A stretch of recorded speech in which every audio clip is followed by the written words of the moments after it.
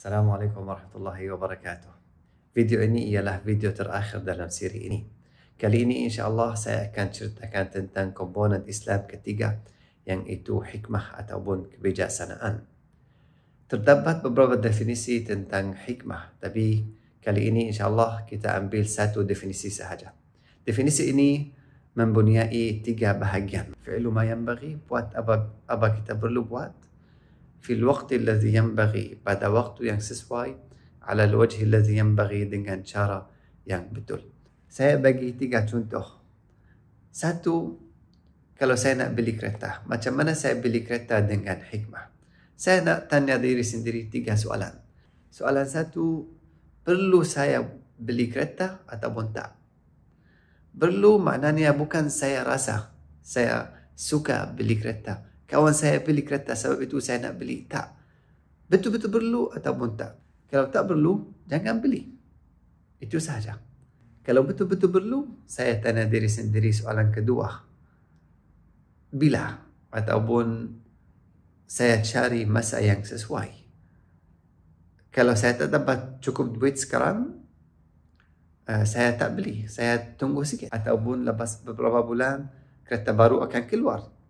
Sebab itu saya tunggu sikit. Satu, perlu ke tak? Kalau perlu, saya tanya diri sendiri. Soalan kedua, bila? Ataupun saya cari masa yang sesuai. 3, dengan cara yang betul. Jangan beli kereta dengan cara yang bukan halal. Saya tahu beberapa orang yang beli kereta tapi dengan cara yang bukan halal, ambil pinjaman yang nampaknya bukan halal. Hidup mereka jadi susah sangat. Kenapa? Sebab selama 7 tahun ataupun 9 tahun orang ni dah berdosa. Sebab itu hidup mereka jadi susah sangat. Cari cara yang sesuai. Memang satu, halal. 2, saya nak tanya diri sendiri, saya nak beli kereta lama ataupun baru? Saya nak beli kereta kecil ataupun besar? Kalau saya tanya diri sendiri 3 soalan, insyaAllah saya boleh beli kereta dengan hikmah. Contoh kedua ialah perkahwinan. Pada waktu sekarang, cerai adalah masalah besar. Kenapa cerai berlaku? Sebab kita tak guna hikmah bila kita nak berkahwin. Kalau kita nak berkahwin, kita nak tanya diri kita 3 soalan. Perlu saya kahwin tak? Perlu. Kenapa perlu? Sebab perkahwinan ialah ibadah. Okey, 1. 2, bila waktu yang sesuai. Kalau saya masih belajar, maknanya waktu bukan sesuai lagi. Kalau saya kurang duit, waktu masih tak sesuai lagi. Saya nak cari waktu yang sesuai. Kalau saya cari waktu yang sesuai, lepas tu saya cari cara yang betul.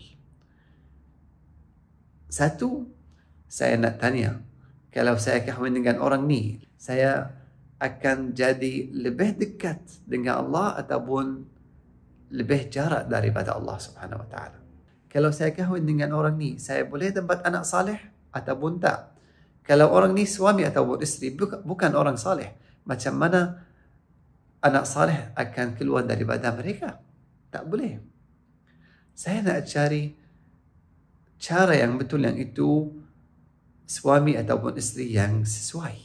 Saya nak tanya juga, berapa lama saya boleh duduk dengan orang ni? Kalau 1 ataupun 2 tahun, maknanya cerai memang akan berlaku.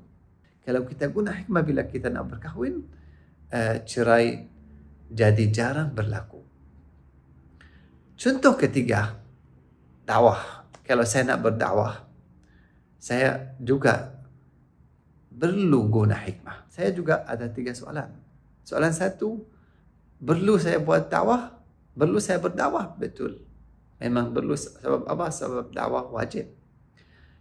Soalan kedua, bila? Saya nak pilih waktu yang sesuai.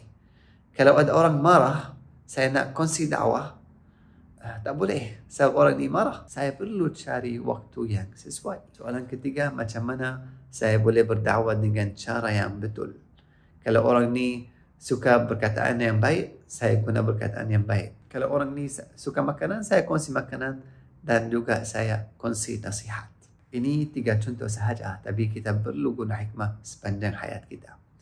Soalan terakhir, macam mana kita belajar hikmah? Satu, daripada Al-Quran. Allah Subhanahu wa Ta'ala berfirman, Yasin wal Qur'ani al-Hakim. Quran ialah buku yang penuh hikmah. Bila kita faham Quran yang itu kalam Allah, kita memang belajar hikmah daripada Allah Subhanahu wa Ta'ala. Kedua, kita belajar hikmah daripada hidup dan sirah Rasulullah SAW. Sebab hidup dan sirah Rasulullah penuh hikmah. Bila kita belajar dan faham, kita guna hikmah itu. Dan ketiga, kita belajar hikmah daripada orang saleh yang ada hikmah. Akhir sekali, nasihat saya kepada anda semua, gunakan hikmah dalam hidup kita. Kalau kita nak dapat kebahagiaan dalam dunia dan akhirat. Kalau hikmah hilang daripada hidup kita, maknanya 1/3 daripada Islam hilang. Sebab Islam ialah ilmu, tazkiyatun nafs yang itu membersihkan diri, dan hikmah. Kalau hikmah hilang, maknanya 1/3 daripada Islam dah hilang daripada hidup kita. Terima kasih kerana menonton. Assalamualaikum warahmatullahi wabarakatuh.